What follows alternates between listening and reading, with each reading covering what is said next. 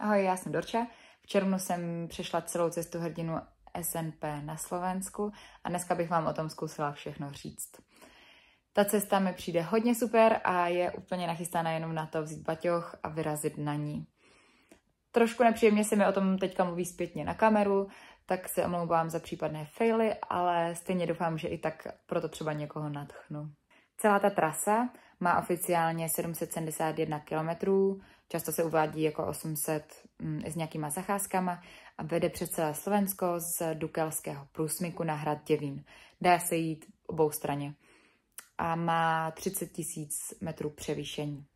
Na trase jsem používala mapy.cz, kde je vlastně plno informací, ale ještě víc jsem asi používala web cestasnp.sk, kde je mapa, ve které se je zaznačeno plno bodů s obchodama, s vodou, s různýma nouzovýma místama. Hlavně tam je zaznačeno ubytování. Jsou tam všechny útulny, což jsou takové jako domečky, chatičky po cestě, často jsou zadarmo a je možné tam prostě přijít, přespat a jít dál. Nebo tam jsou kontakty na lidi, u kterých je možné přespat. Případně tam jsou kontakty na lidi, kteří nabízejí nějakoukoliv podporu po cestě. Když potřebujete prostě jídlo, vodu nebo něco vám dochází, tak je možné jim zavolat a oni prostě vám moc rádi pomůžou. Já jsem ze začátku využívala hlavně ty útulny na přespání.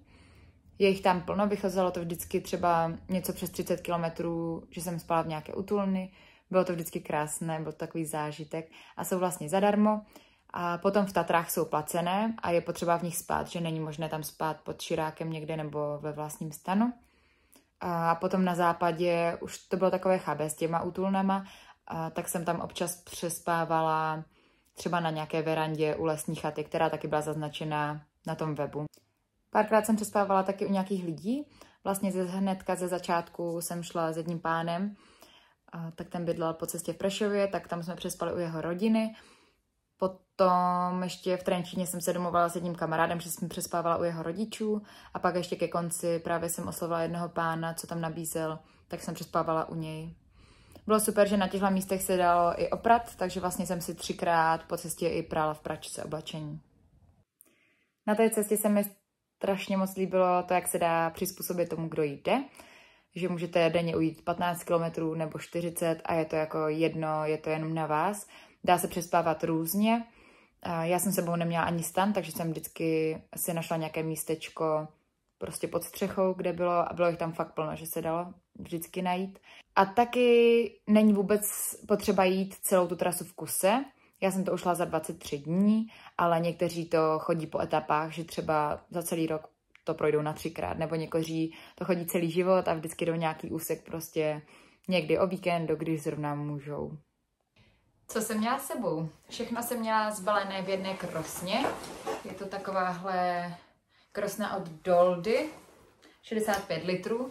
Mám ji už asi 10 roků a je mi moc pohodlná v tom, kolik má kapes, že jsou různě z boku, zevnitř, ze spodu a dá se do ní různě dostat.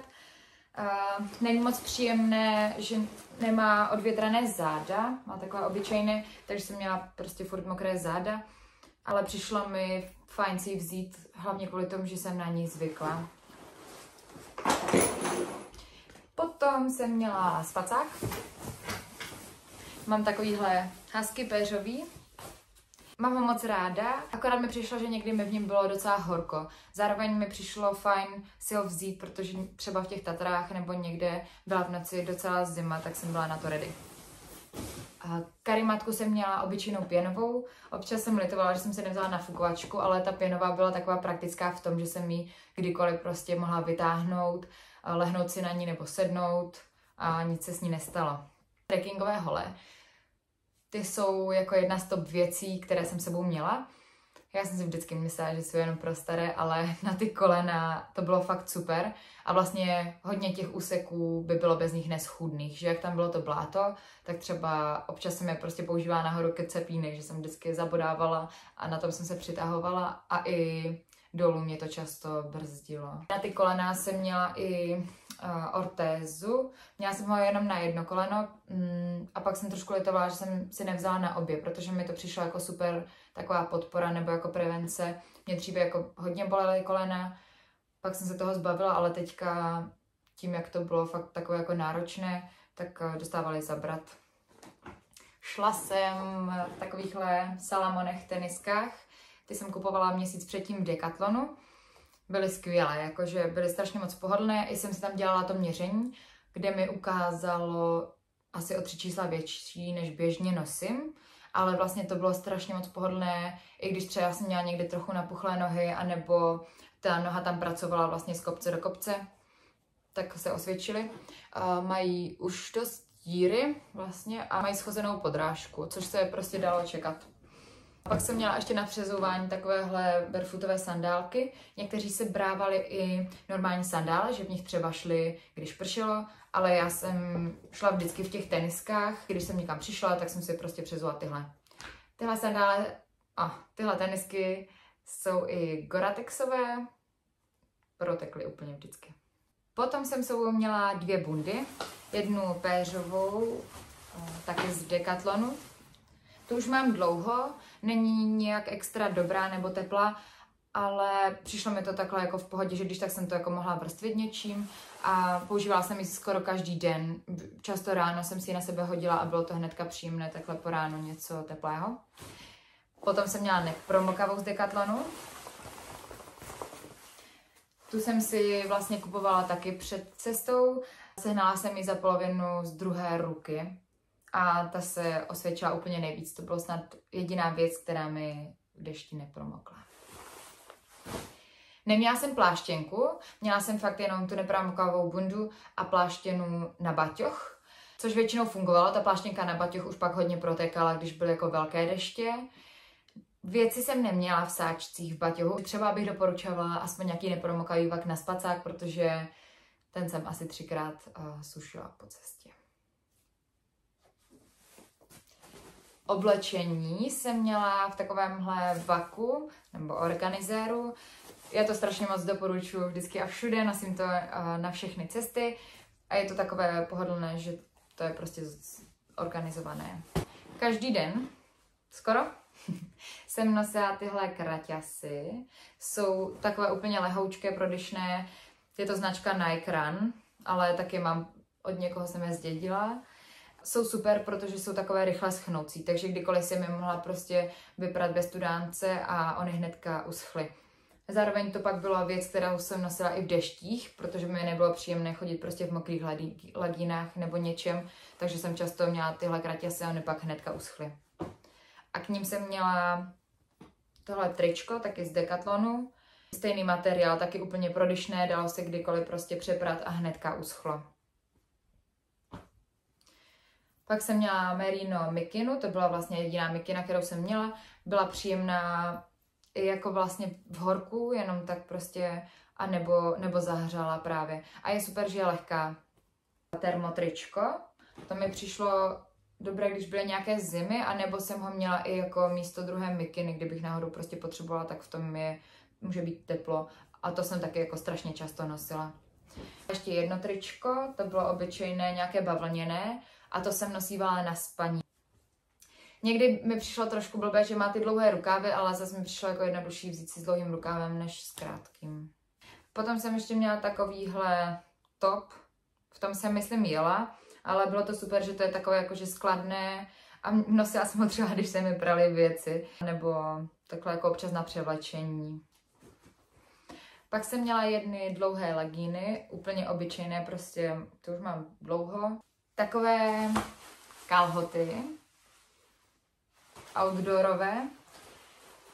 Měla jsem je i impregnované a zvládly nějaký déšť, ale potom taky promokly, takže ty jsem ve výsledku měla na sobě asi 2krát a pak mi bylo příjemnější bývat v těch kraťasách.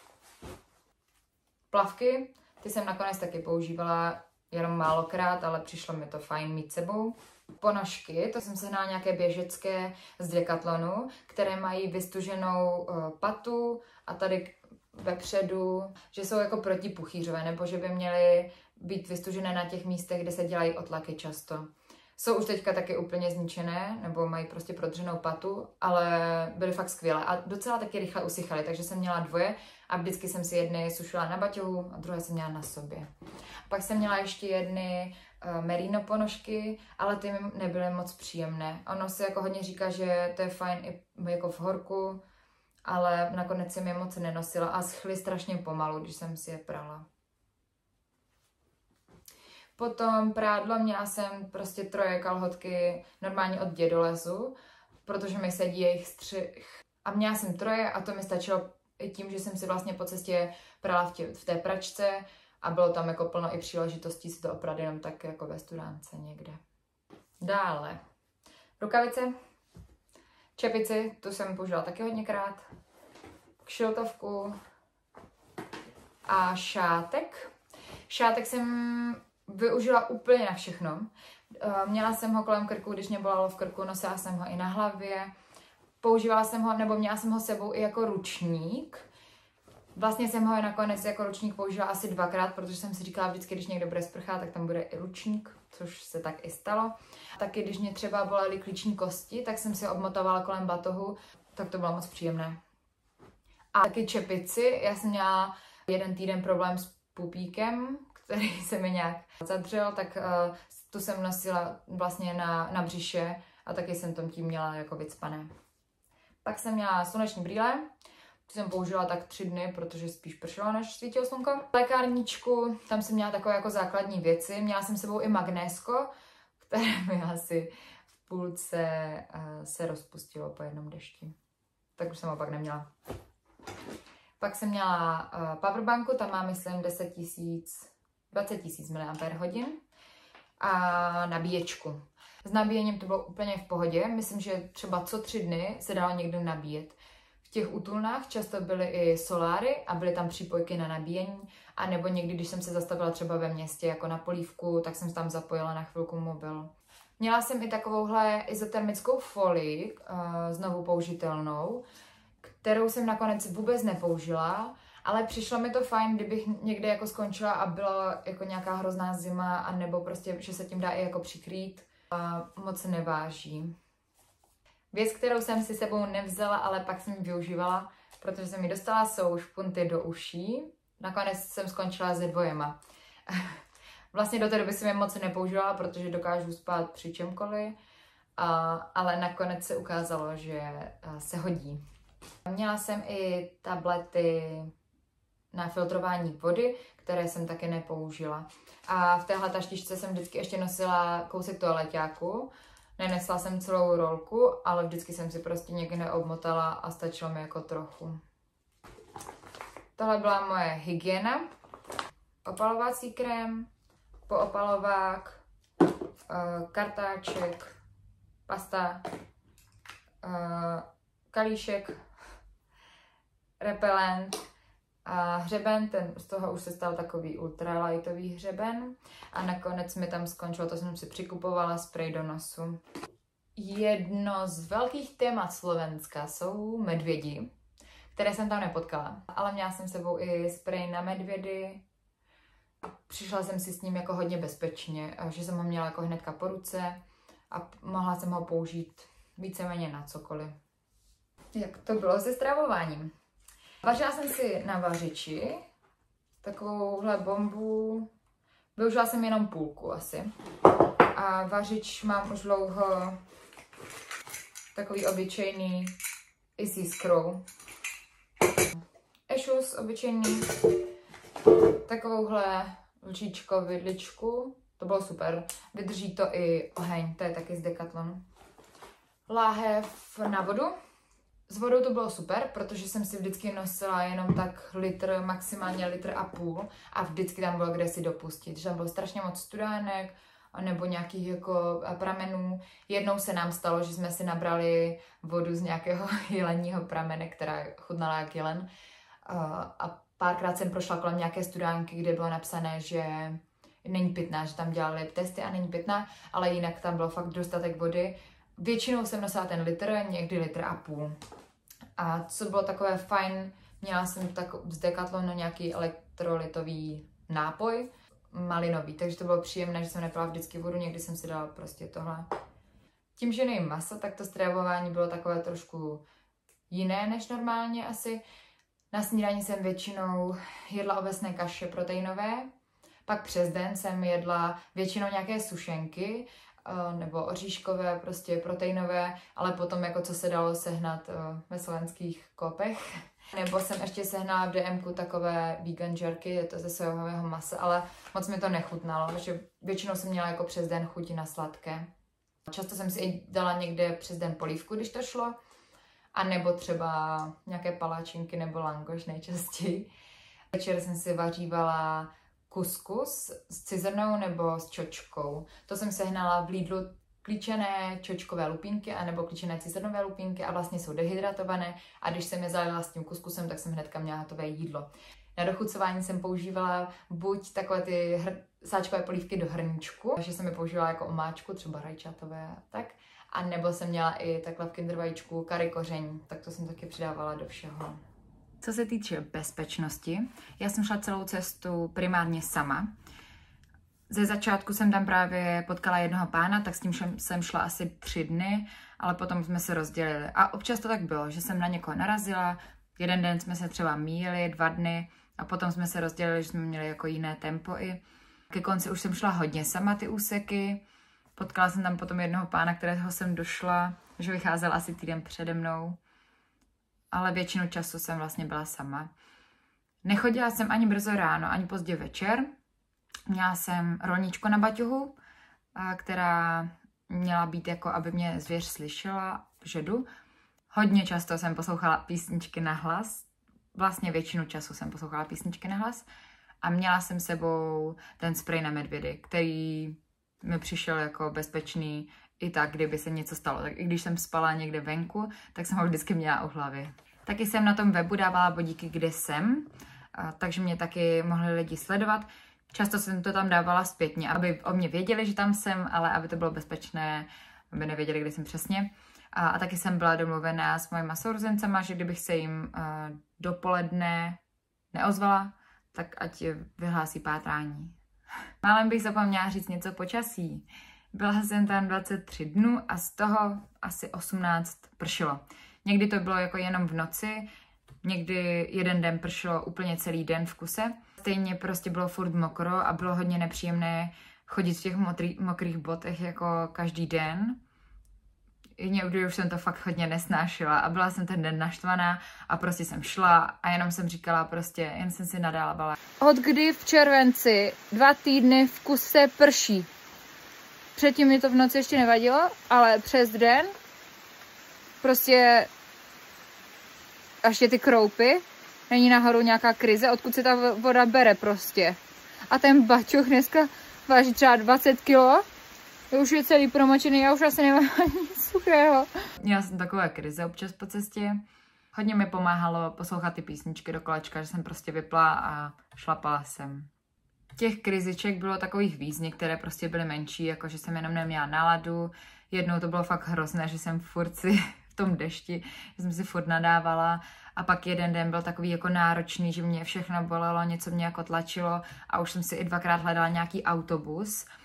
A byla neděle, takže naštěstí zrovna nic nejelo a i jsem si říkala, že bych to zpětně litovala, jakože v ten moment mi to přišlo hrozné a chtěla jsem si to nějak jako zkrátit, ale radši jsem si dala jako pauzu, zastavila jsem se někde v restauraci a pak jsem pokračovala dál. Napadá mě zmínit ještě nějaké zranění, protože něco jsou jako klasické věci, něco mě hodně překvapilo.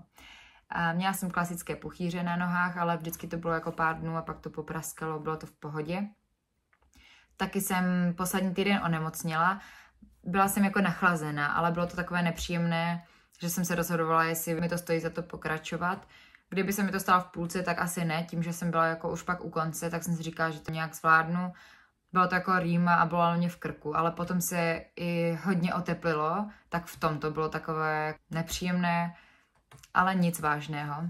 Už jsem mluvila o tom sedřeném pupíku, to jsem měla ze začátku, jsem ho měla jenom podřený, ale potom ten 3. týden mi začal úplně tak červenat a strašně mi v něm štípalo, tak ten jsem si jenom mazala betadinkou a měla jsem ho přilepený. Ale vlastně nevím moc, čeho to bylo, podle mě si třeba mohl zapařit z toho bederáku, ale jako nikdy jsem to nezažila a překvapilo mě to, tak mi jenom přijde dobré to zmínit, že se to může stát.